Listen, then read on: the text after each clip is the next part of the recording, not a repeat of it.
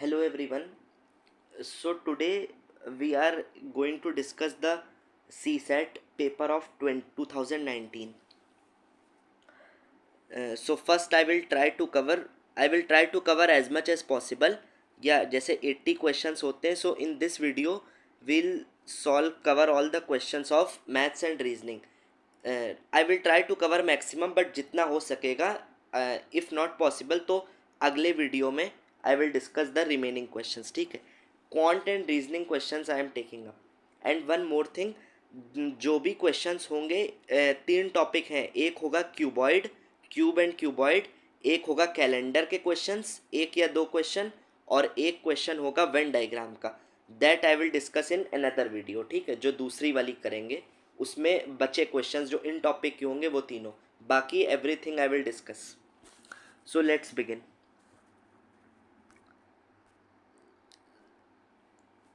Just a second यार.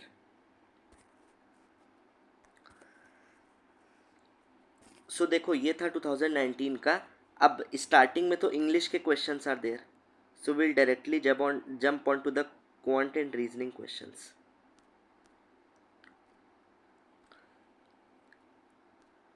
देखो, पहला क्वेश्चन था यहाँ से, ये क्वेश्चन है यहाँ पे. The number of times question कह रहा है. और हाँ, एक चीज़, वन मोर थिंग.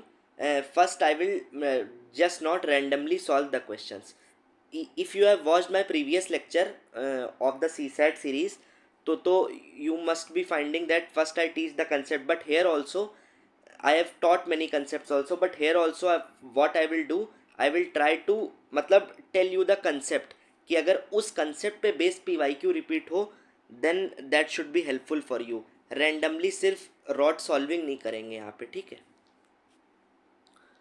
सो देखो, the number of times the digit 5 will appear while writing the integers from 1 to 1000. अब ये क्वेश्चन कह रहा है कि 1 to 1000 में जितनी बार डिजिट 5 आ रही है.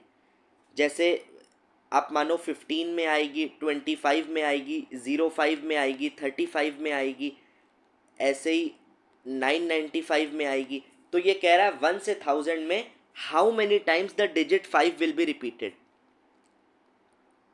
अब देखो, इस क्वेश्चन को क्या करेंगे, कैसे. आई have solve the solutions also in a short way. Just a second यार. अब देखो, ये क्वेश्चन वैसे तो I will teach you the concept, but if you have watch my previous lecture तो देखो, ये नोट्स का डायरेक्ट क्वेश्चन, सिमिलर क्वेश्चन कराया था. How many times digit 3 will appear from 1 to 1000 if all numbers are written sequentially. ये question है digit 3 कितनी बार आएगा 1 से 1000 में, और उन्होंने क्या पूछा है, डिजिट 5 कितनी बार आएगा 1 से 1000 में. अब इस कंसेप्ट बेस के क्वेश्चंस को समझ लेते हैं यहीं पे. अब देखो यार, एक चीज़ देखो आप, अगर हमें 1 से 1000 में हमें ये तो पता है, हम 5 के लिए चेक कर रहे हैं, यही वाला क्वेश्चन कर रहे हैं. ठीक है, 3 5 दोनों सिंगल डिजिट हैं तो कोई डिफरेंस नहीं पड़ेगा. अब यार, हमें ये तो पता है 1000 में, तो अगर 3 के लिए देख लेते हैं, इसी क्वेश्चन को देखते हैं. अगर 1000 में तो हमें ये पता है 3 नहीं आएगा, ये तो पता है ना, डिजिट 3000 में नहीं आएगी. तो हम डायरेक्ट 1 to 999 3 डिजिट के नंबर तक चेक कर लेते हैं, 1 डिजिट नंबर से 3 डिजिट का नंबर. अब इसमें हम चेक कर लेते हैं डिजिट 3 कितनी बार आएगा, क्योंकि 1000 में तो हमें पता है नहीं आएगा. तो अब देखो आप एक चीज़ यार, मैक्सिमम तो 3 डिजिट का नंबर हो सकता है 1 से 999 में. अब एक केस, हम इसको 3 केस में बांटते हैं. पहला केस देखो, इसको बोलते हैं लास्ट प्लेस को यूनिट्स प्लेस, इसको टेंस प्लेस, इसको 100 प्लेस. 1 टेंस 100 ऐसे पढ़ते हो ना आप. अगर कोई नंबर 1000 लिखा है तो 1 टेंस 100,000. अब इसमें देखो आप, 3 डिजिट का नंबर है. सपोज करो हमने लास्ट डिजिट पर फिक्स कर दिया कि लास्ट डिजिट पे 3 आ रहा है. लास्ट डिजिट को भरने का एक तरीका, लास्ट डिजिट पे आपने 3 फिक्स कर दिया तो उसको भरने का एक तरीका. अब ये समझो, जब आपने लास्ट डिजिट पर 3 डिजिट का नंबर है और आखिरी डिजिट पे 3 फिक्स किया है, तो हम ये कौन कौन से नंबर निकालना है. 013 भी इसमें आ गया, इसमें एक नंबर 003 भी आ जाएगा. इसमें 123 भी आ जाएगा, इसमें 233 भी आ जाएगा, क्योंकि इसमें हम वो सारे नंबर निकाल रहे हैं जो नंबर 3 डिजिट का नंबर जो 3 से एंड हो रहा हो, एंड डिजिट जिसकी 3 हो, चाहे वो 1 डिजिट का हो, सॉरी 3 डिजिट का नहीं, चाहे वो 1 डिजिट का हो, चाहे वो 2 डिजिट का हो, चाहे 3 डिजिट का हो, जैसे 003, 013, 123, 213, 233, ऐसे ऐसे सारे नंबर्स हम निकाल रहे हैं जिनमें यूनिट्स प्लेस पर 3 आ रहा हो। तो लास्ट प्लेस को हमने 3 फिक्स कर दिया। अब देखो पहली प्लेस को भरने के कितने तरीके, यार हम तो 013 भी कंसीडर करना है, हमें 113 भी लेना है, हमें 123 भी लेना है। तो पहली प्लेस को भरने के कितने तरीके होंगे, 0 से 9 में कोई भी नंबर आ सकता है, या तो 0 आ जाए, या 1 आ जाए, या 2 आ जाए, या 3 आ जाए, अप टू 9, अप टू 9। क्यों ऐसा क्यों कर रहे हैं, क्योंकि हम तो वो सारे डिजिट के वो सारे नंबर्स निकाल रहे हैं जो 3 से एंड हो रहे हो। सिर्फ हमारा पहले केस में एंड गोल है वो सारे नंबर निकालना जो 3 से एंड हो रहे हो। तो पहली प्लेस पर 0 से 9 में कोई भी आ जाएगा, क्योंकि 013 आप समझ गए ना।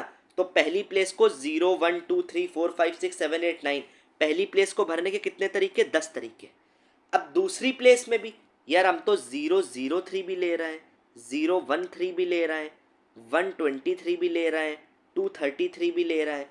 तो सेकंड प्लेस में भी 0 से 9 तक कुछ भी आ सकता है, क्योंकि हम तो वो सारे नंबर निकालना है जो 3 से एंड हो रहे हो।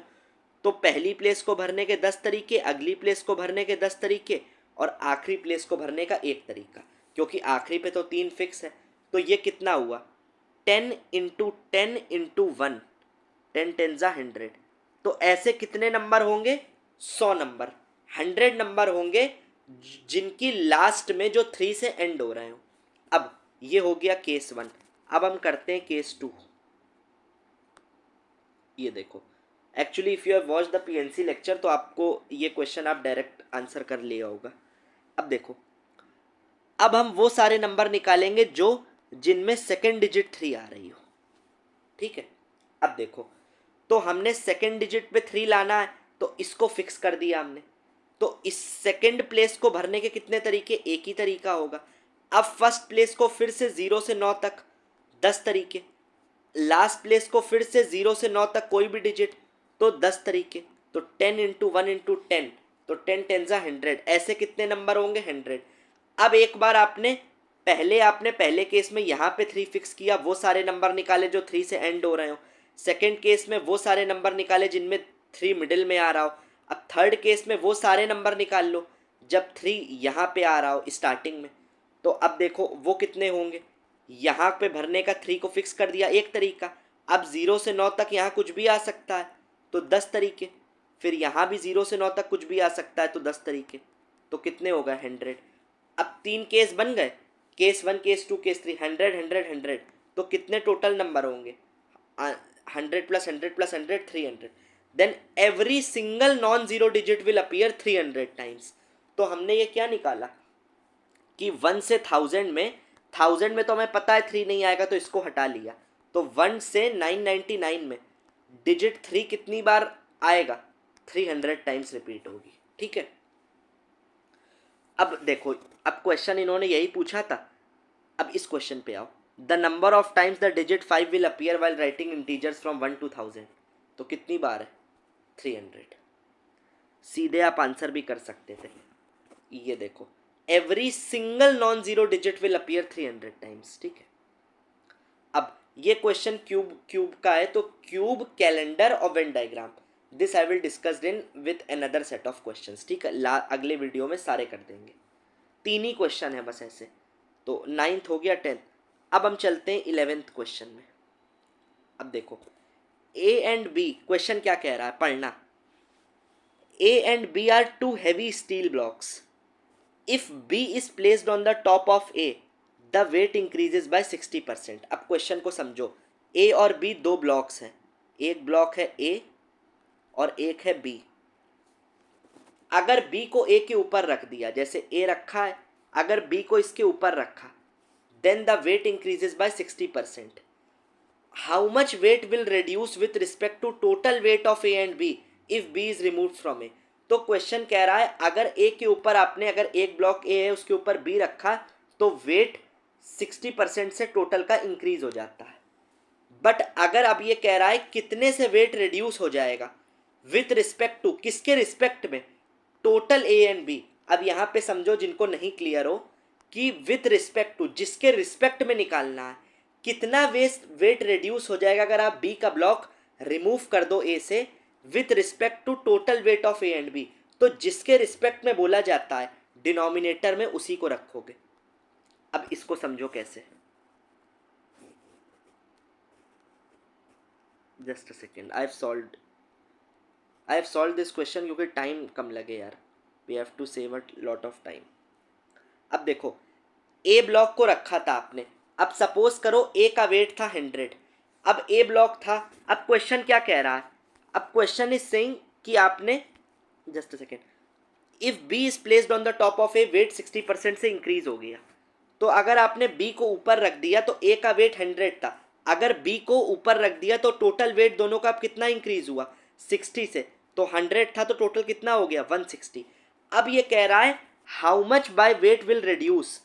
अब देखो ये क्या कह रहा है, how much weight will reduce with respect to total weight of A and B if B is removed.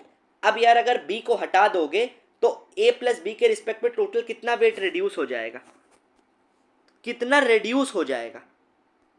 तो यार अगर आप ये चीज देखो ना, जब आपने ए का वेट था 100, आपने बी को उसके ऊपर रखा तो ए प्लस बी का टोटल वेट कितना हो गया, 160। बट अगर आप बी को हटा दोगे तो वेट वापस कितना हो जाएगा, वेट तो वापस 100 हो जाएगा क्योंकि बी हट गया। बट ये कह रहा है कितना वेट रिड्यूस होगा, तो पहले कितना था टोटल 160, अब कितना बचा 100, तो रिड्यूस कितना हुआ 60 केजी रिड्यूस हुआ। किसके रिस्पेक्ट में पूछ रहा है, with respect to A and B. तो 60 अपॉन अपॉन में जिसके रिस्पेक्ट में पूछता है, आई टोल्ड यू, उसको आप अपॉन में रखोगे। तो ए प्लस बी का वेट कितना था टोटल 160 इंटू 100। तो इसको आप सॉल्व करोगे तो ये 37.5% आ जाएगा, ठीक है, 60 अपॉन 160। अब इसका एक और डायरेक्टली मेथड भी कर सकते हैं, अगर परसेंटेज आपको क्लियर है तो आप डायरेक्टली कर लेते, if you have understood the topic of percentage. 60% कितना होता है यार, 3/5। अब I have told in my lectures, जिसने वॉच करे होंगे, तो 60% होता है 3/5। तो अगर नीचे वाला हमेशा के मतलब ए का वेट है, ओरिजिनल वेट नीचे वाला होता है और कितने से इंक्रीज हुआ, 60% से। तो ओरिजिनल वेट अगर 5 था तो 3 से इंक्रीज होके कितना हो जाएगा, 8। हमेशा नीचे वाला ओरिजिनल के लिए होता है। तो 5 अगर ओरिजिनल था, 60% से इंक्रीज हुआ, मतलब 3 से इंक्रीज हुआ +3। तो अब ये किसका रेशियो आ गया, ए 5 था, बी को आपने ऊपर रखा तो टोटल कितना हो गया, 5 + 3 8 हो गया। अब ये कह रहा है रिड्यूस कितने से होगा with respect to A plus B. तो 8 था और ए का 5 था, टोटल था 8, कितने से रिड्यूस हुआ, 3 से रिड्यूस हुआ, किसके रिस्पेक्ट में, ए प्लस बी था 8, 3/8 इंटू 100, 37.5, ठीक। This was a easy question, तो आंसर इसका डी पार्ट हो जाएगा। I will mark the answers also here. 300, 37.5। अब let's move on to next question.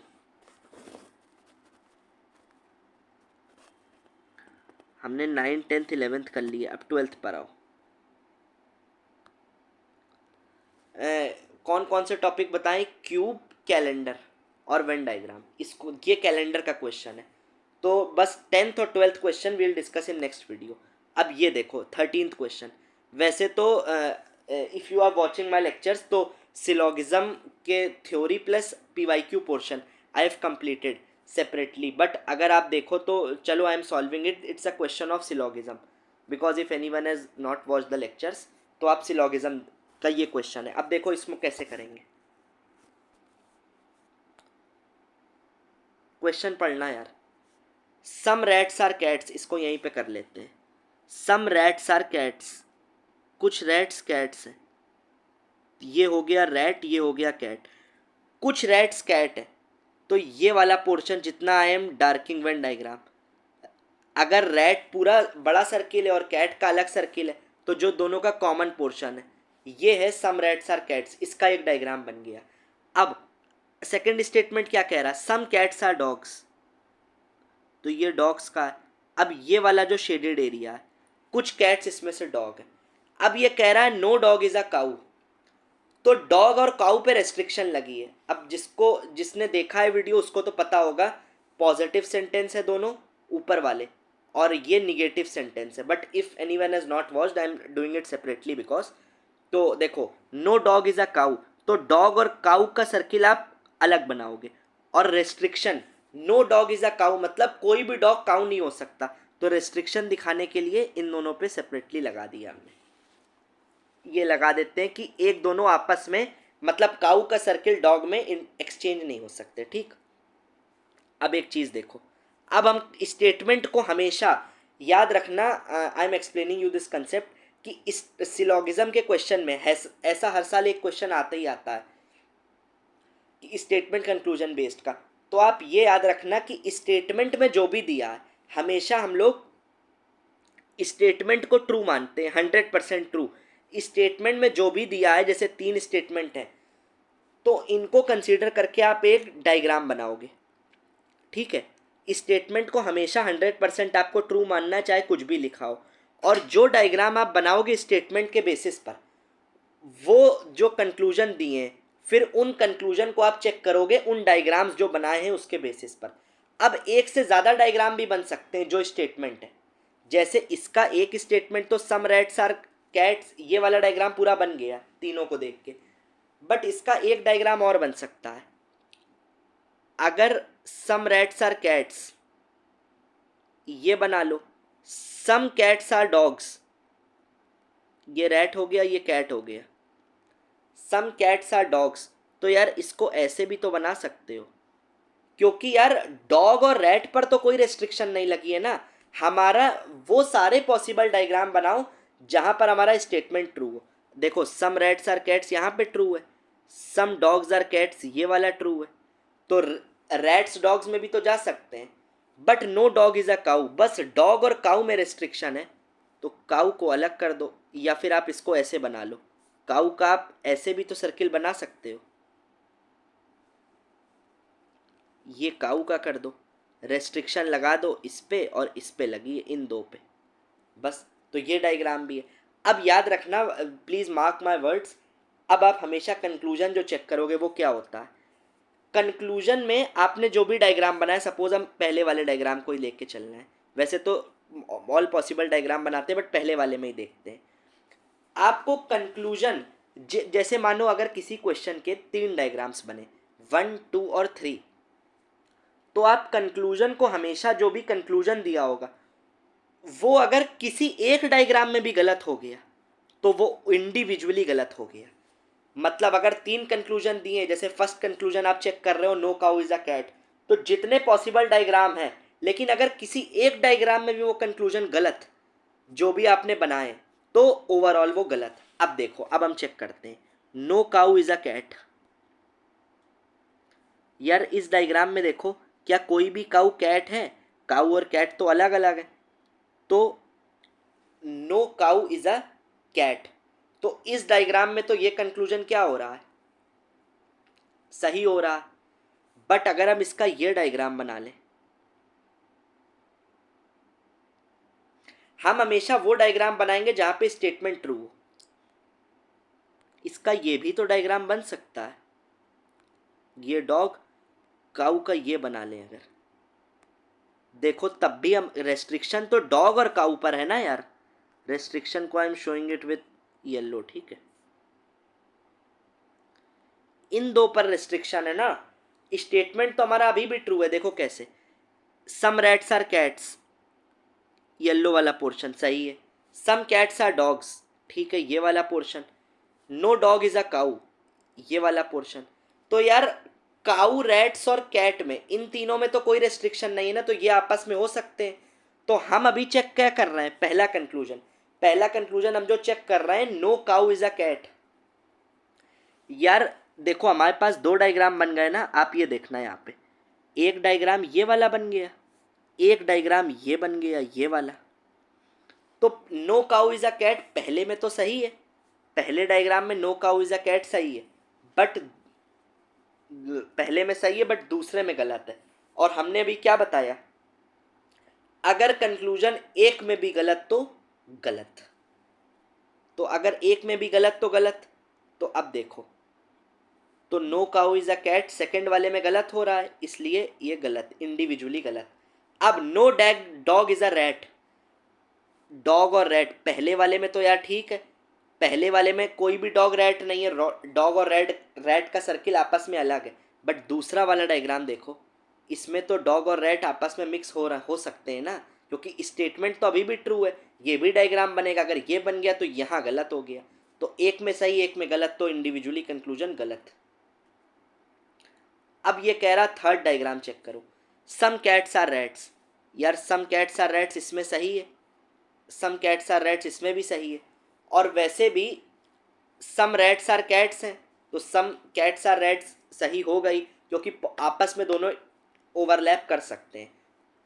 तो सिर्फ थर्ड स्टेटमेंट सही है। तो आंसर हमारा क्या होगा, only three, only three follows.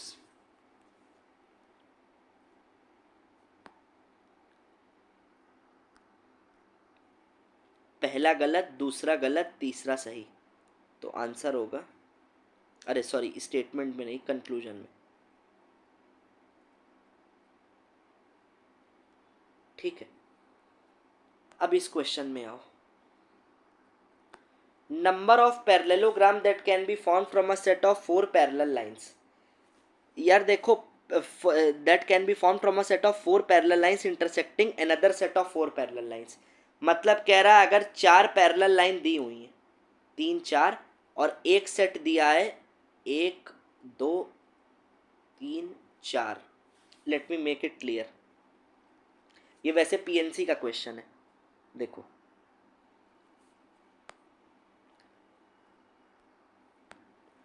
अगर चार पैरेलल लाइन ऐसे दी हुई हैं आपको,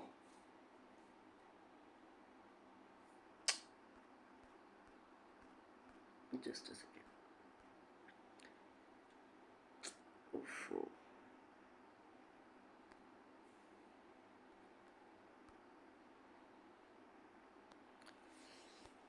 हाँ देखो यार, अगर चार पैरेलल लाइंस आपको ऐसे दी हुई हैं और फिर कह रहा है another set of four parallel lines दी हैं,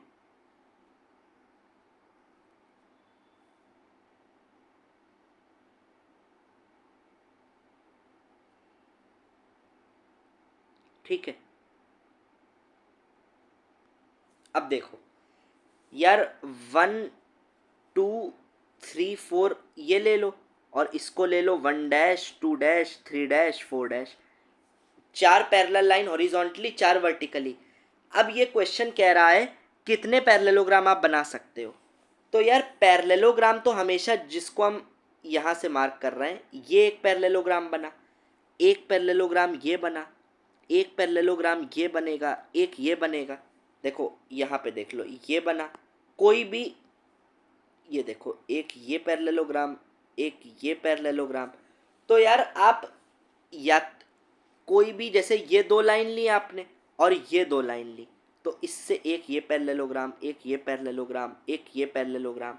अब आप सपोज करो आपने एक ये लाइन ले ली और एक ये लाइन ले ली, और एक ये लाइन ले ली और ये लाइन ले ली, तो इससे ये वाला पैरेललोग्राम आया जहाँ ए लिख रहे हैं, ये देखो। तो हॉरिजॉन्टली कोई भी दो लाइन ले लो चार में से, और वर्टिकली कोई भी दो लाइन ले लो चार में से, ऊपर से मतलब ऊपर से नीचे में कोई भी दो लाइन ले लो, और साइड बाय साइड जैसे वर्टिकली कोई भी दो लाइन ले लो। तो हमेशा इन दो लाइन को, टोटल कितनी लाइन है इधर देखो, वन टू थ्री फोर, चार लाइनें, चार में से कोई भी दो लाइनें सिलेक्ट कर लो। उसको सिलेक्ट करने का तरीका क्या होता है, 4C2। हमेशा आप ऐसे लिखते हो, चार में अगर आपको कोई भी दो लाइनें सिलेक्ट करनी है तो कैसे करोगे, 4C2, और इन चार में से कोई भी दो लाइनें सिलेक्ट कर लो, क्योंकि ऊपर से दो लाइन हॉरिजॉन्टली और वर्टिकली, हर दो लाइन और दो लाइन से पैरेललोग्राम बनेगा एक। तो पहले चार में से हॉरिजॉन्टली कोई भी दो लाइन ले ली, और चार में से वर्टिकली कोई भी दो लाइन ले ली, तो 4c2 और इंटू करेंगे 4c2, ऐड नहीं करोगे। क्यों? क्योंकि जब तक मतलब अगर एक क्वेश्चन काम खत्म नहीं हुआ, मतलब आपका ये समझो जब तक काम चल रहा तब तक आप मल्टीप्लाई करते हो। तो 4c2 इंटू 4c2। अब 4c2 कैसे निकालते हैं? If you have watch the PNC lectures, आपको आइडिया होगा बेसिक अगर, तो it's very easy, but I am telling you also. 4c2 क्या होता है? 4 factorial upon 2 factorial into 2 factorial. वैसे इसको फॉर्मूले से निकालते हैं, एन सी आर को निकालते हैं N factorial upon R factorial into N minus R का फैक्टोरियल। तो वही है। तो 4c2 कितना आएगा? 6 आ जाएगा आपका। अब इसको सॉल्व करोगे तो 4 into 3 into factorial 2 upon factorial 2, 2 cut गया, और फैक्टोरियल 2 को लिखते हो 2 इंटू 1, तो 2 2 3 6 आ गया। अब आप देखो तो 4c2 आपका कितना आया? 6। तो 4c2 इंटू 4c2, हॉरिजॉन्टली कोई भी दो लाइन ले लो, 6 तरीके होंगे। वर्टिकली वाले में से 4 में से कोई भी दो लाइन ले लो, 6 इंटू 6 कितना हुआ? 36। तो कितने पैरेललोग्राम बनेंगे? 36। ठीक है। अब let's move on to next question.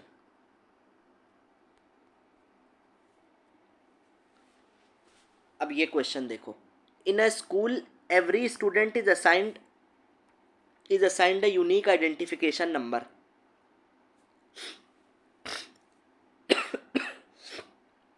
A student is a football player if and only if the identification number is divisible by 4। Her student को एक आइडेंटिफिकेशन नंबर दिया गया। अब वो स्टूडेंट फुटबॉल प्लेयर तभी होगा अगर उसको आइडेंटिफिकेशन नंबर जो दिया है वो 4 से डिविजिबल आइडेंटिफिकेशन नंबर हो। और whereas a student is a cricketer if and only if identification number is divisible by 6। अगर उसका आइडेंटिफिकेशन नंबर, हर स्टूडेंट को एक आइडेंटिफिकेशन नंबर दिया है, अगर वो आइडेंटिफिकेशन नंबर 4 से डिविजिबल है तो वो फुटबॉल खेलता है, अगर वो 6 से डिविजिबल है तो वो क्रिकेट खेलता है। If every number from 1 to 100 is assigned to a student, हर बच्चे को 1 से 100 तक एक नंबर दिया गया, 1 2 3 4 5 6 ऐसे 100 तक। Then how many of them play cricket as well as football. Cricket और फुटबॉल दोनों खेलते हैं, ऐसे कितने स्टूडेंट्स हैं? अब देखो how many of them play cricket as well as football. अब देखो फुटबॉल के लिए 4 से डिविजिबल हो, क्रिकेट के लिए 6 से डिविजिबल हो, तो हमेशा दोनों से डिविजिबल के लिए एलसीएम लेते हैं। अगर आपको नहीं पता है कंसेप्ट तो आप यहाँ जानो। तो दोनों से डिविजिबल होगी, क्रिकेट भी खेले फुटबॉल भी खेले, तो 4 और 6 का एलसीएम ले लो। अब 4 और 6 का एलसीएम क्या होता है? एलसीएम आएगा इन दोनों का 12, लीस्ट कॉमन मल्टीपल, तो 12 होता है। तो आप वो सारे नंबर 1 से 100 में निकाल लो जो 12 से डिविजिबल हो। फुटबॉल के लिए 4 से डिविजिबल हो, क्रिकेट के लिए 6 से डिविजिबल हो, तो दोनों के लिए डिविजिबल हो। तो याद रखना इसमें 2023 में भी एक क्वेश्चन ऐसा ही था, मतलब वो हायर लेवल का था बट उसमें भी यही कंसेप्ट यही यूज हो रहा था। तो अब क्या है, 4 से डिविजिबल हो फुटबॉल के लिए, 6 से डिविजिबल हो क्रिकेट के लिए, तो दोनों के लिए दोनों का एलसीएम क्या हुआ? 12। तो दोनों खेले तो 12 से डिविजिबल हो। अब कितने नंबर 1 से 100 दिए? 12 से होंगे, तो 12 12 टू ज़ा 24, 12 4 ज़ा 48, 60, वैसे तो 8 आएंगे, 96, 1 2 3 4 5 6 7 8, 8 आंसर आ गया। 12 24 36, बस इतना ही था, एलसीएम का कंसेप्ट का यूज़ था बेसिकली। ठीक है, तो आंसर इज 8।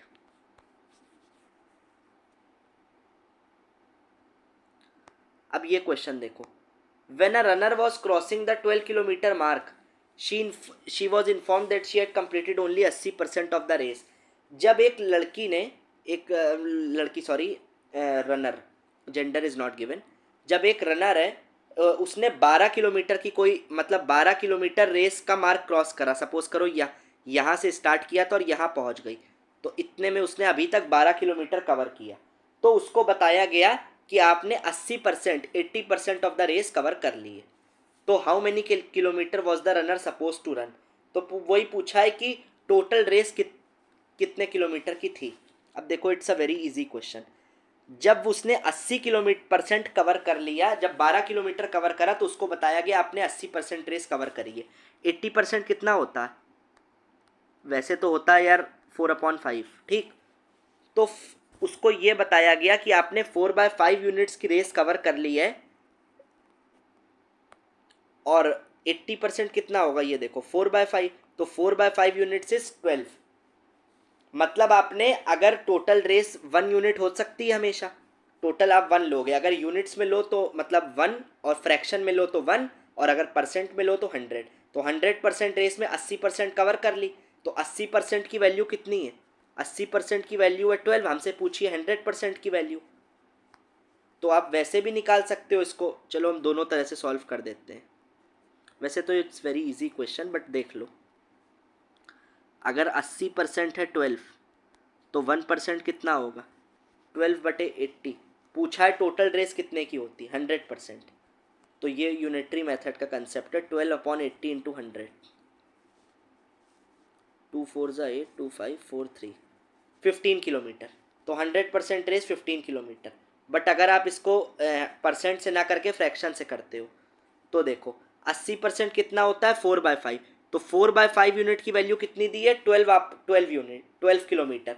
तो एक यूनिट की वैल्यू कितनी हो जाएगी? 12 इंटू 5/4, 4 3 5 3 15। तो एक यूनिट इज 15। हमसे एक यूनिट ही पूछा था क्योंकि टोटल रेस निकालनी थी, ठीक है।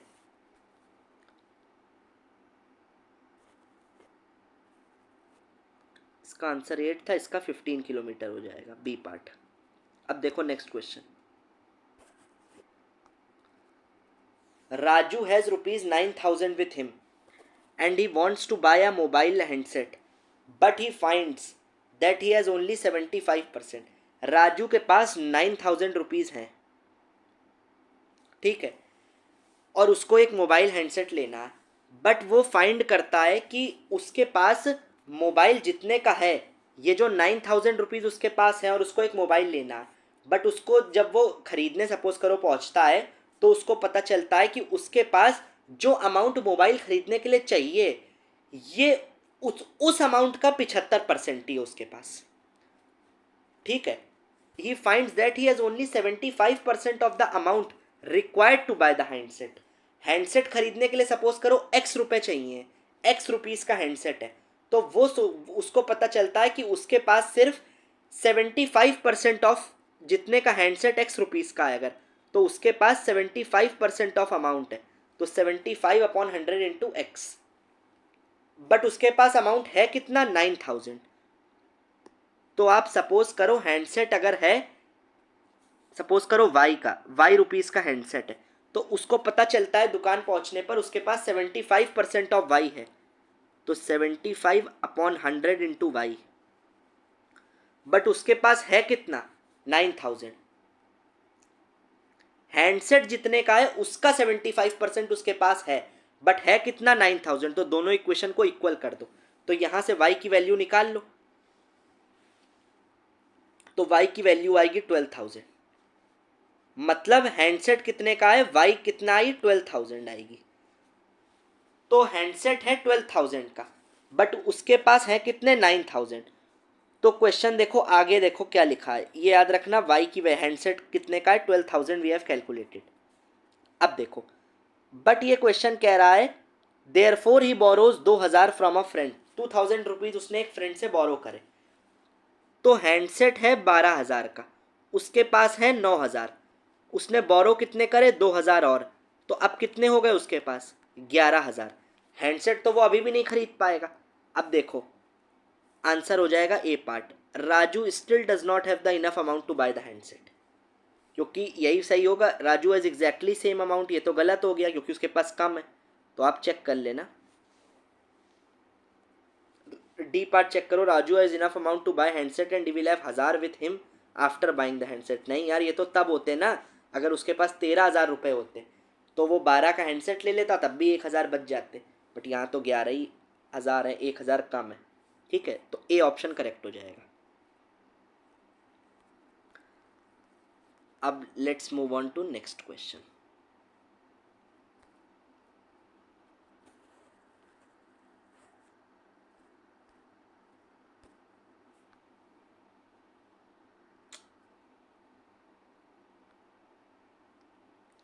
इस क्वेश्चन को यार पढ़ लेना। ये क्वेश्चन क्या कह रहा है देखो, in 2002 Meenu's age was 1/3 of the age of the Meera. 2002 की बात कर रहे हैं, तो मीनू की एज कितनी है? मीनू, मीरा की 1/3, तो 1/3 ऑफ मीरा। अब पढ़ो, where age in 2010 Meenu's age was half the age of Meera. 2010 में मीनू की एज जो है वो हाफ ऑफ मीराज एज हो जाती है। Meenu is Meera by 2, Meera by 2 हो जाती है। ठीक, अब समझो, तो पूछा है मीनू की एज ईयर ऑफ बर्थ में कितने होगी। अब ये बहुत इजी क्वेश्चन है, इसको देखो, मीनू की एज कितनी दी हुई है? 1/3 ऑफ मीरा, तो आप मीरा की एज एक्स लेट कर लो। देखो आई हैव सॉल्व्ड इट। आप सपोज कर लो मीरा की एज कितनी है? एक्स, तो मीनू की कितनी हो जाएगी? x/3 हो जाएगी। ये एज कब होगी? 2002 में। अब देखो क्वेश्चन क्या कह रहा है, वेयर एज इन 2002 में कितनी थी? मीनू की थी x/3, मीरा की x मान ली तो मीनू की हो गई x/3। 2010 में मीनू की age half the age of Meera हो जाएगी।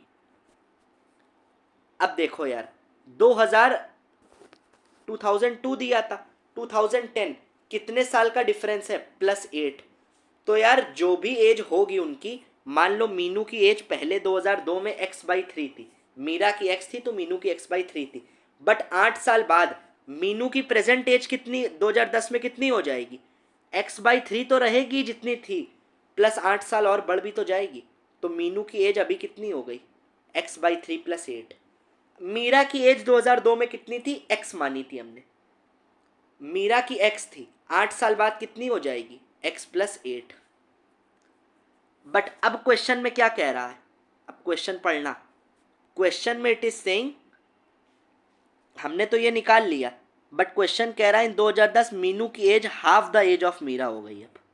अब half the age of Meera हो गई, तो मीनू की एज 2010 में थी कितनी? x/3 + 8, तो Meenu is equal to half of Meera हुई। मीरा, तो मीनू की थी कितनी? x/3 + 8 equal to half of Meera की कितनी है? x/3, x थी स्टार्टिंग में, तो 8 साल बाद x + 8 हुई, तो हाफ ऑफ x + 8। अब इस इक्वेशन को सॉल्व करके निकालोगे तो x की वैल्यू कितनी आ गई? 24। x आपको 24 आ जाएगा।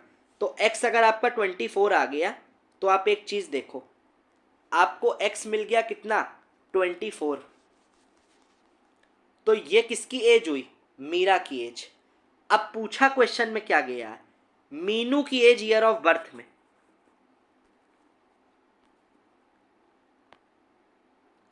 अब देखो, मीरा की एज कितनी आई आपकी? 24, एक्स आया 24। तो यार 2002 में मीरा की एज कितनी है? एक्स थी, मीरा की एज 2002 में कितनी थी? यही तो मीरा की एज है, एक्स मानी थी हमने, एक्स की वैल्यू आई 24। तो मीनू की कितनी होगी 2002 में? x/3, तो 24/3 कितना हुआ? 8। 8 हो गई। तो हमने क्या क्या कैलकुलेट कर लिया? 2002 में मीरा की एज कितनी आई हमारी? 24। तो मीनू की एज कितनी आई? 8। बट हमसे पूछा है मीनू की एज 2002 में नहीं पूछी है, ईयर ऑफ बर्थ में। तो यार अगर 2002 में वो 8 साल की है तो 2002 से 8 साल पहले चले जाओ, तब तब ईयर ऑफ बर्थ, तभी तो वो पैदा हुई होगी 8 साल पहले। तो ये कितना हो गया? 8 साल पहले पहले कर लो, 2001, 2000, 99, 98, 97, 96, 95, 94। तो बर्थ कब हुआ? 94 में। उसके 8 साल जोड़ो तो 2002 में वो 8 साल की है, तो ईयर ऑफ बर्थ कितना होगा? 94। तो आंसर हो जाएगा बी पार्ट। ठीक, अब देखो next question, Rakesh and Rajesh together bought 10 balls and 10 rackets. Rakesh और राजेश दो लड़के हैं, उन्होंने 10 बॉल्स खरीदे और 10 रैकेट्स खरीदे, ठीक है। Rakesh spent 1300 rupees. राकेश ने 1300 रुपये लगाए और राजेश ने कितने लगाए 1500। तो दोनों ने टोटल कितने रुपए लगाए, 1500 प्लस 1300 इज 2800। दोनों ने कितने रुपए मिलकर लगाए 2800 और खरीदे कितने, 10 बॉल खरीदे प्लस 10 रैकेट खरीदे। अब ये कह रहा है if each racket cost 3 times a ball does. Racket की जो कॉस्ट है, एक रैकेट की कॉस्ट बॉल के 3 टाइम्स है, तो R is equal to racket की cost is 3 times of ball. Then what is the price of racket. तो रैकेट का प्राइस कितना है। अब यार देखो बहुत इजी क्वेश्चन हो गया ये, इसको समझना। हाँ, क्वेश्चन समझ गए ना।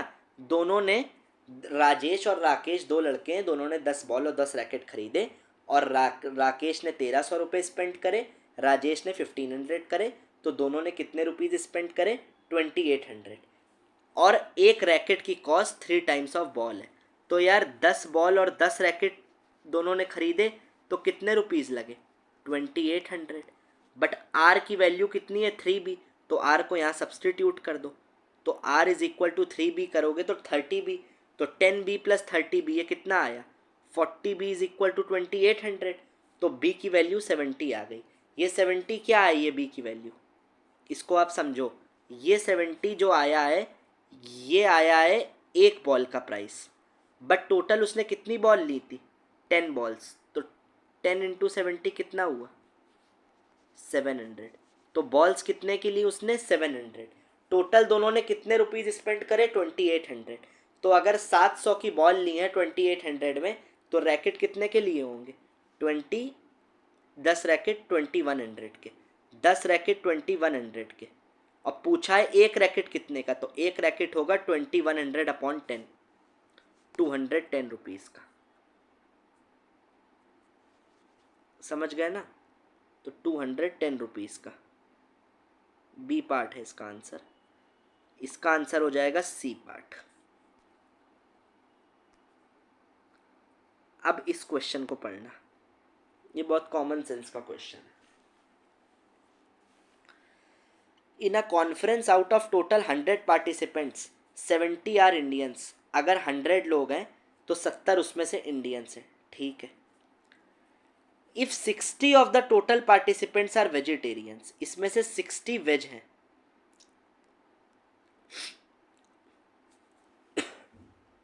60 आर वेजिटेरियंस, तो 40 क्या होंगे नॉन वेजिटेरियंस, ठीक है। 100 लोगों में से 60 वेज हैं तो 40 क्या होंगे नॉन वेज। अब आप देखो, then which of the following statements are correct. At least 30 Indians are veg.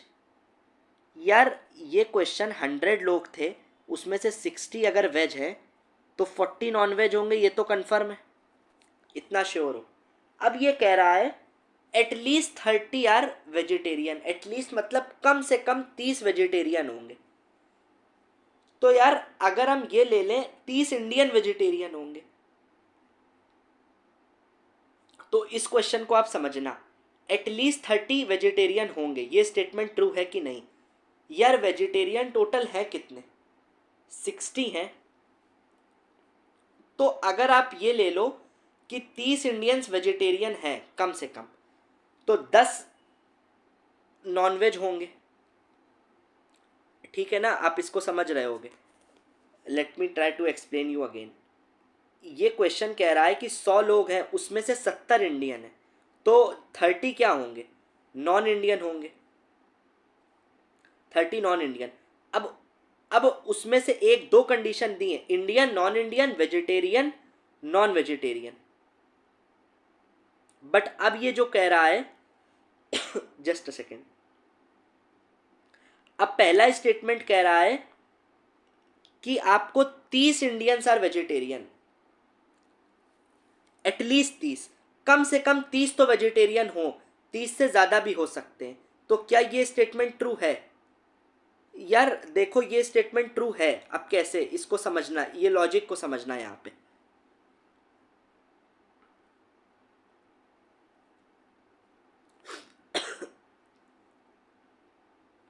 Sorry, हाँ अब देखो यहाँ पे, अब इस जस्ट अ सेकेंड यार, थोड़ा सा अब इसको समझो। At least 30 Indian participants are vegetarian. तो अगर आप कंसीडर करो, आपको 100 लोग दिए थे, उसमें से 60 वेज थे मान लो, और 40 नॉन वेज थे जो। तो अगर आप कंसीडर करो कि 40 नॉन वेजिटेरियन जो थे वो इंडियंस होते, सपोज करो अगर 40 नॉन वेजिटेरियन को आप इंडियन लोगे, तो टोटल इंडियंस हैं कितने, 70। इसमें से अगर आप सपोज करो जो नॉनवेज 40 थे वो 40 के 40 इंडियंस होते, ये 40 के 40 इंडियंस हैं, तो यार तब भी इंडियंस 30 तो वेज आएंगे ही आएंगे। आप इस लॉजिक को समझे कि नहीं समझे, प्लीज अंडरस्टैंड करना इस लॉजिक को। Let me explain you in the separate paper. इसको समझो, अगर 100 लोग हैं उसमें से 60 हैं वेज, 40 हैं नॉन वेज, तो हम क्या कह रहे हैं, ये जो 40 हैं, एक कंडीशन और है, इसमें से 70 इंडियन है। हम कह रहे हैं अगर आप वर्स्ट केस सिनेरियो एक ये लो कि 40 के 40 अगर जो नॉनवेज है वो सारे इंडियन होते, तो टोटल इंडियन तो कितने हैं, ये इंडियंस हैं कितने, 70। तो अगर आप 40 के 40 को नॉनवेज कर दोगे तब भी 30 इंडियन, वेज तो 30 होंगे ही होंगे ना, क्योंकि 70 में 40 नॉनवेज हो जाएंगे तो बचे तो वेज ही होंगे, तो तब भी 30 वेज होंगे। और देखो पहला स्टेटमेंट यही कह रहा, this was I was trying to explain, I was thinking of way how to explain. At least 30 Indians are veg. यार अगर सारे के सारे नॉन वेज भी हो गए 40 के 40, तब भी 30 तो वेज रहेंगे। तो पहला स्टेटमेंट सही है, एटलीस्ट 30 मतलब कम से कम 30। अब दूसरा क्या कह रहा है, दूसरा पढ़ो, at least 10 Indian participants are non veg. अब इसमें देखो 100 लोग थे, 60 वेज है, 40 नॉन वेज है, ठीक। अब ये कह रहा है कम से कम 10 तो इंडियन ऐसे होंगे जो नॉन वेज होंगे। तो यार आप ये देखो ना, 70 इंडियन है, अगर ये जो 60 के 60 है, अगर मान लो 60 के 60 जो वेज है वो सारे इंडियंस भी हैं, तो 70 में 60 इंडियंस वेज हो गए, बट तब भी 10 तो नॉन वेज ही हो, 10 तो नॉन वेज होंगे ही। तो वही तो कह रहा है एटलीस्ट 10 आर नॉन वेज, तो ये भी सही। तो आंसर क्या हो जाएगा, both the statements are correct. I hope you must have understood the logic, मतलब कैसे किया क्वेश्चन को, ये समझ गए ना। तो बोथ आर करेक्ट। अब देखो 21 से कॉम्प्रिहेंशन के पैसेज के क्वेश्चन है, 21, 25, 27। ये जो सेट है ये सेट ए है, I think I am which I am solving. तो आप सेट ए से आंसर की मैच कर लेना। यहाँ तक पैसेज है, 28 तक पैसेज है, 29 से वी आर मूविंग ऑन। अब देखो ये क्वेश्चन है, अ 5 story building with floors 1 to 5, एक पाँच मंजिल की बिल्डिंग है जिसमें 5 फ्लोर है 1 से 5 तक। इसको बना लेते हैं,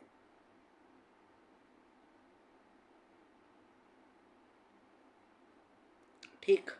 5 फ्लोर्स है, सपोज कर लो 5 फ्लोर है इसमें, ठीक है। अब देखो, अब ये क्या कह रहा है, it is painted using 4 different colours and only 1 colour is use to paint a floor. हर 4 कलर सिर्फ यूज कर रहे हैं, 4 कलर। सपोज करो आप red, blue, green, yellow use करते हो, ठीक। तो बिल्डिंग है 5, कलर है 4, इसको समझना, ठीक। अब देखो एक चीज, और हर फ्लोर को एक ही कलर से, हर फ्लोर को एक ही कलर से बस पेंट करोगे, 2 कलर नहीं। अब पहला स्टेटमेंट क्या दिया है, middle 3 floors are painted in different colour, मतलब सेकेंड, थर्ड, फोर्थ, ये जो 3 मिडिल हैं ये 3 डिफरेंट कलर से पेंटेड होंगी, ये दिया है।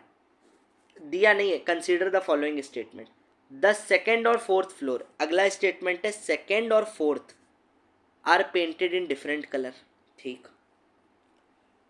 First and fifth are painted red, first और फिफ्थ, तो तीन स्टेटमेंट है, second third fourth different colour से पेंटेड है, सेकेंड और fourth are painted in different colour, और एक दिया है फर्स्ट और फिफ्थ रेड है। अब पूछ क्या रहा है, to ensure that any two consecutive floors have different colour. अब अगर हमें ये इंश्योर करना है कि any two consecutive floor, consecutive मतलब जस्ट अगल बगल वाली, सेकेंड जस्ट उसके नीचे, बगल बगल की, कंजिक्यूटिव एडजेसेंट यही होता है। जैसे वन टू के वन और two are consecutive number, but one and three are not consecutive, ऐसे बोलते हैं, ठीक है ना। तो ये कह रहा है कि अगर आपको ये इंश्योर करना है कि जो भी टू कंजिक्यूटिव एक साथ अगल बगल वाले, मतलब जस्ट वन टू नेक्स्ट उसके फ्लोर हो, दैट हैव डिफरेंट कलर, उनका कलर डिफरेंट होना चाहिए। जैसे सेकंड का अगर रेड है तो इसका रेड नहीं हो सकता थर्ड का, अगर थर्ड का रेड है तो फोर्थ का रेड नहीं हो सकता। कंजिक्यूटिव का सेम ना हो, कंजिक्यूटिव फ्लोर कोई भी, any two consecutive, first second, second third fourth fifth, कोई भी दो consecutive floor have different colour, कोई भी दो, सिर्फ कोई भी दो का डिफरेंट होना चाहिए। तो अब ये तीन स्टेटमेंट दिए, अब इसमें पूछ रहा है क्या सिर्फ ओनली स्टेटमेंट टू अगर दिया होता, only statement two is sufficient, मतलब क्या सिर्फ टू दिया होता तो आप क्वेश्चन को आंसर कर लेते कि any to have different colour, या सिर्फ थ्री दिया होता, या वन दिया होता, या ऐसे ऑप्शन दिए हैं, ठीक। अब इसको हम पढ़ते हैं, अब इसको समझना यार। पहला स्टेटमेंट पे हम चेक करते हैं। अब देखो, अगर मिडिल थ्री फ्लोर्स को हम डिफरेंट कलर से पेंट कर दें, ठीक है, हमारे पास कलर कितने याद रखना, चार। तो अगर सपोज करो हमने मिडिल को तीनों डिफरेंट कलर से पेंट कर दिया, मान लो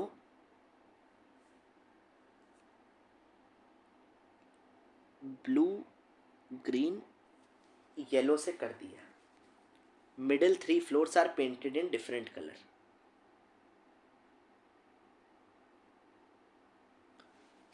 सपोज करो ये ऑप्शन वन हम देखा, हम डायरेक्ट ऑप्शन से करते हैं इसको।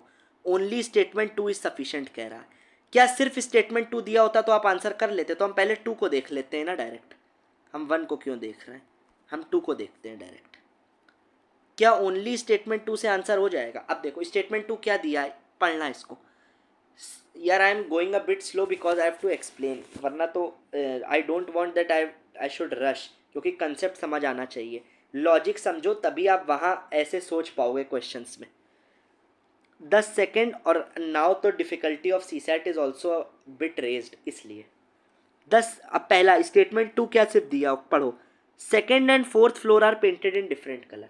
कह रहा अगर सेकेंड और फोर्थ फ्लोर डिफरेंट कलर से पेंटेड हो, तो मानो ये ग्रीन से पेंटेड हो जाए, ये येलो से पेंटेड हो जाए, ठीक। तो क्या ये चीज होल्ड कर रही है, any two consecutive floor have different colour.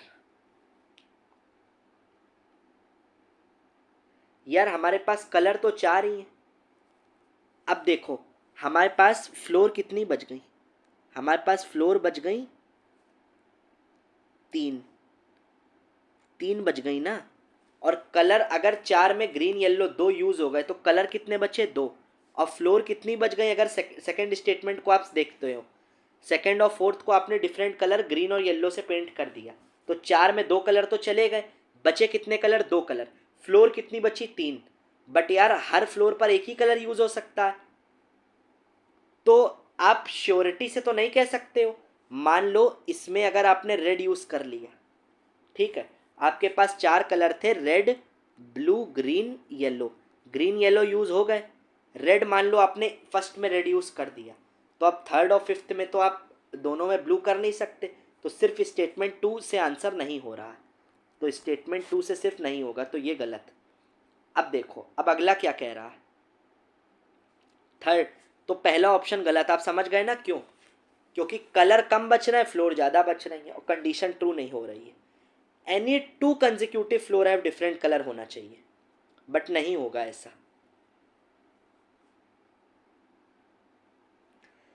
अब second statement, only statement three अगर is sufficient, the first and the fifth are painted red, इसको भी रेड पेंट कर दो और इसको भी रेड पेंट कर दो। अब इन्होंने ही बोल दिया कि एक ही कलर से दोनों को पेंट कर दो। तो यार हमारे पास कलर कितने थे? 4। बट इन्होंने बोल दिया है, पहले इन्होंने आपका हो गया बोला तो only one colour is use to paint a floor, but इन्होंने एक कंडीशन दी है कि फर्स्ट और फिफ्थ को अगर रेड पेंट कर दो। तो यार अगर 2 को रेड पेंट कर दोगे तो एक कलर चला गया, बचे कितने कलर? 3 कलर। और फ्लोर कितनी बची? Second third fourth, 3 floor.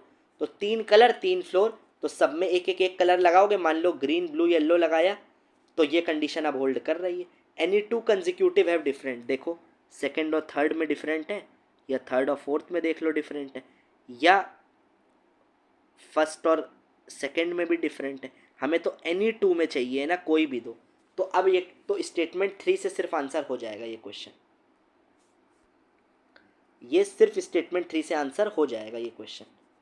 अब चलो आंसर तक तो हम पहुंच गए, बट आपको अगर चेक करना हो कि अगले ऑप्शन गलत क्यों है, तो पहला तो पता चल गया क्यों गलत है। सी देखो, statement 1 is not sufficient but statement 1 along with statement 2 is sufficient. Statement 1 से अकेले नहीं हो पाएगा कह रहा है। देखते हैं। Middle 3 floors are painted in different colour. मान लो इसको ग्रीन ब्लू येलो कर दिया, पहला स्टेटमेंट ये है। तो यार कलर तो 4 थे, 3 यूज़ कर लिए, बचा कितना? 1। बट फ्लोर कितनी बची? 2। सब में अलग कलर यूज़ होना है, तो अब तो हो ही नहीं सकता ना, फर्स्ट और फिफ्थ में कलर एक ही बचा है। तो statement 1 is not sufficient. But ये कह रहा है अगर स्टेटमेंट 1 को 2 के साथ पढ़ते तो क्या सही हो जाएगा? इसको भी चेक कर लेते हैं। स्टेटमेंट 1 और 2 को 1 दिया है, मिडिल तीनों को डिफरेंट से कर दो। ठीक है, मान लो ग्रीन ब्लू येलो से कर दिया। अब 2 क्या दिया है? Second and fourth are painted in different. ठीक है, तीन पहला दिया है तीनों को डिफरेंट और सेकेंड और फोर्थ भी डिफरेंट। बट यार तब भी कलर हमारे पास थे 4, 3 यूज हो गए, फिर वही दिक्कत आएगी। एक कलर बचा, फ्लोर बची 2, और only 1 colour is use to paint a floor. तो इसलिए ये भी गलत। अब आप समझ गए ना क्यों गलत है। तो answer is only 3 is sufficient. तो 29 ये क्वेश्चन भी हमारा हो गया। अब हम चलते हैं क्वेश्चन नंबर 30 पर।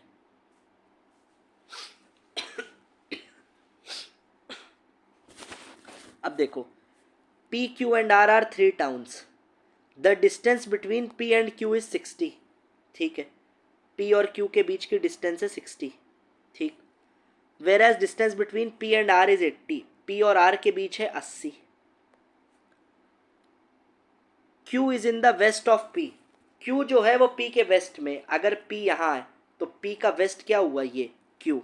तो क्यू यहाँ पर होगा, क्योंकि ये होता है वेस्ट, ये होता है ईस्ट, ये होता है ऊपर नॉर्थ, नीचे होता है south.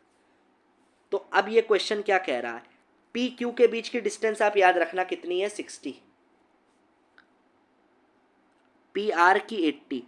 Q is in west of P. अगर पी इधर है तो क्यू है इधर, 60 की दूरी है। ठीक, R is in the south of P. R इसके साउथ में, और पी और आर की डिस्टेंस है 80। तो अब ये पूछ रहा है what is distance between Q and R. तो यार ये वाली डिस्टेंस पूछ रहा है। ये देखो, आप राइट एंगल ट्राइंगल बन रहा है तो आप पाइथागोरस थ्योरम लगा दो। एक ये ट्राइंगल बन रहा है आपका पी क्यू आर, तो ये दिया है 60, ये दिया है 80। तो क्यू आर निकालनी है आपको।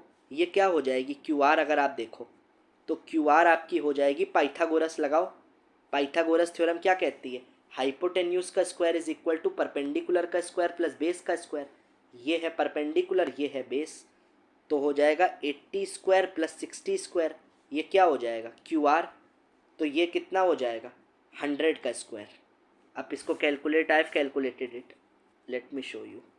ये देखो, लेट मी चेक। ये देखो यहाँ पे किया है। अब इसको 80 का स्क्वायर, इसको कर देते हैं ना, 6400 प्लस 3600 आप करोगे तो ये आएगा 10,000 इक्वल टू क्यू आर का स्क्वायर। तो क्यू आर कितना आ जाएगा? 100 किलोमीटर। यही हमारा आंसर है।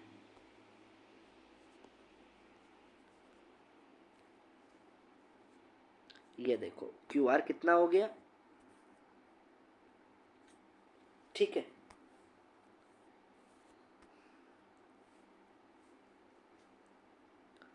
अभी तक हमने सिर्फ 2 क्वेश्चन अभी तक छोड़े, एक क्लॉक का एक कैलेंडर का। कौन कौन से?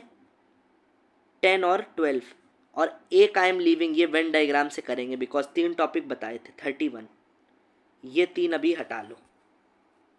10, 12, 31 बचे हैं। अब करते हैं आगे के क्वेश्चन। अभी 32, ये भी वेन डायग्राम से। 31, 32 वेन डायग्राम है, ठीक है। तो बस 4 क्वेश्चन अभी के लिए छोड़े, 10, 12, 31, 32। ये क्योंकि रीजनिंग के टॉपिक है, आई वांटेड, मेरा इंटेंशन है कि आपको ये टॉपिक टीच करा दें यार, क्योंकि कैलेंडर में I don't want to just solve the question solve करने के लिए I can solve, but cube और calendar I wanted to teach, क्योंकि अगर बेसिक कंसेप्ट नहीं पता होगा तो क्वेश्चन फिर आप समझ नहीं पाओगे। It's not like I am skipping those questions, I will discuss. अब देखो 33 कर लेते हैं, ये इजी क्वेश्चन है। देखो, the ratio of a 2 digit natural number, 2 digit natural number to number form by reversing इस डिजिट। अगर कोई 2 डिजिट का नेचुरल नंबर है एक्स वाई, और रिवर्स करो उसके डिजिट तो वाई एक्स आ जाएगा। तो X Y upon Y X number का रेशियो है 4/7। तो ये कह रहा है कितने पेयर बनेंगे ऐसे कि जब एक्स वाई और वाई एक्स का रेशियो 4/7 हो। अब आपको एक चीज़ पता होगी, अगर कोई नंबर एक्स वाई लिखा है तो आप इसको क्या लिख सकते हो, 10 into X plus 1 into Y. और अगर कोई नंबर वाई एक्स लिखा है तो इसको क्या लिखोगे, 10 into Y plus 1 into X. ये तो सबको पता होगा ना यार। देखो 21 अगर लिखा है तो इसको आप यही तो लिखते हो, 10 इंटू 2 प्लस 1 इंटू 1।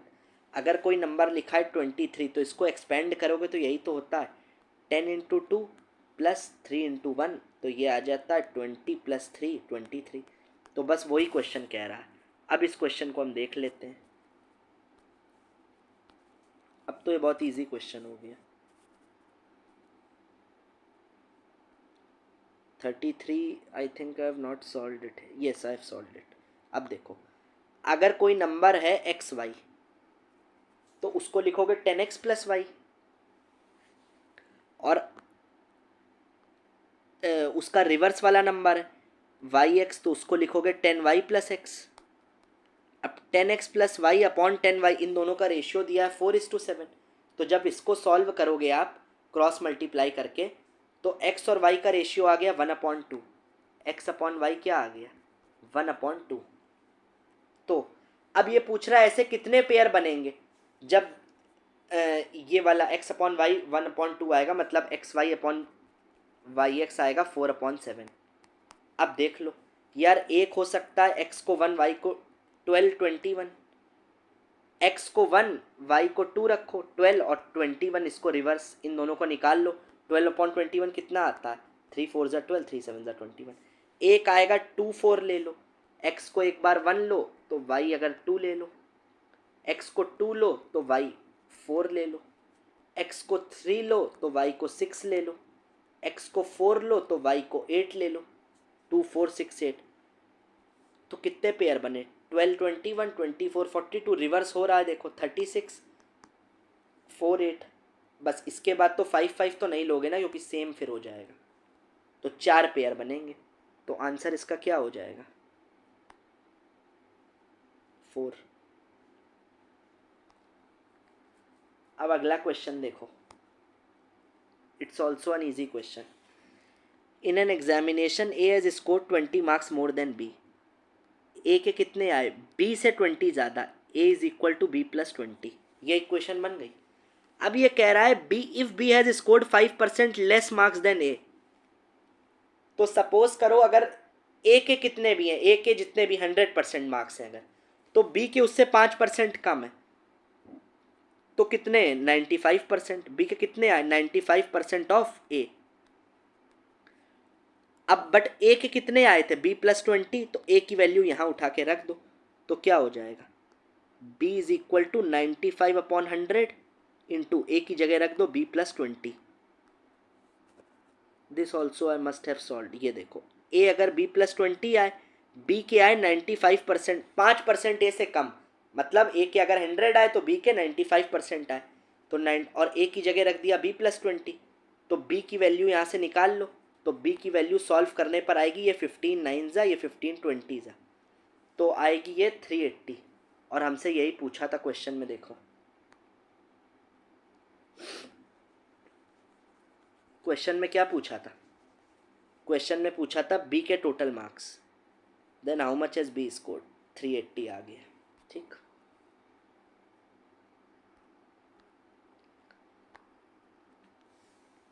अब इस क्वेश्चन को देखो 35, Sita and Gita go for a swim after a gap of every 2 days and every 3 days। Sita जाती है हर 2 दिन के बाद स्विमिंग, गीता जाती है हर 3 दिन के बाद। If on 1 January both of them, 1 जनवरी को दोनों स्विम करने गए, when will they go together next.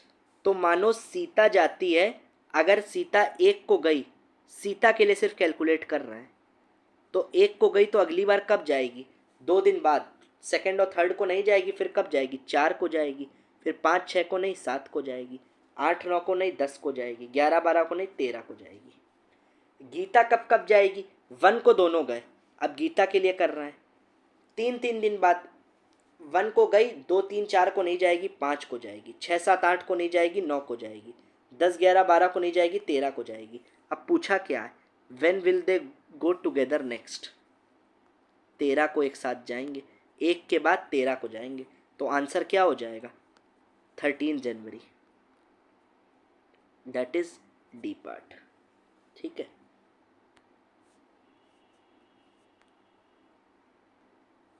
इसको भी I think I have solved it.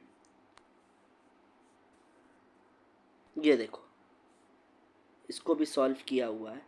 इसका डायरेक्ट एक ट्रिक भी होता है अगर आपको जल्दी निकालना हो, कि सीता हर बार जा रही है हर 2 दिन के गैप में, मतलब टोटल 1 को गई तो सेकंड और थर्ड को नहीं जाएगी, फिर कब जाएगी, 4th को, तो डिफरेंस कितना है, 3 दिन, फिर 7 को जाएगी, 3 दिन का डिफरेंस है, इसका डिफरेंस 3 दिन है, इसका डिफरेंस है 4 दिन, तो 4 3 का एलसीएम ले लो, एलसीएम आएगा कितना, 12, तो 1 को जाएगी तो अगली बार दोनों 12 दिन बाद जाएंगे, तो 1 + 12 मतलब 13 जनवरी को जाएंगे। तो आप ऐसे भी कर सकते हो। ठीक है,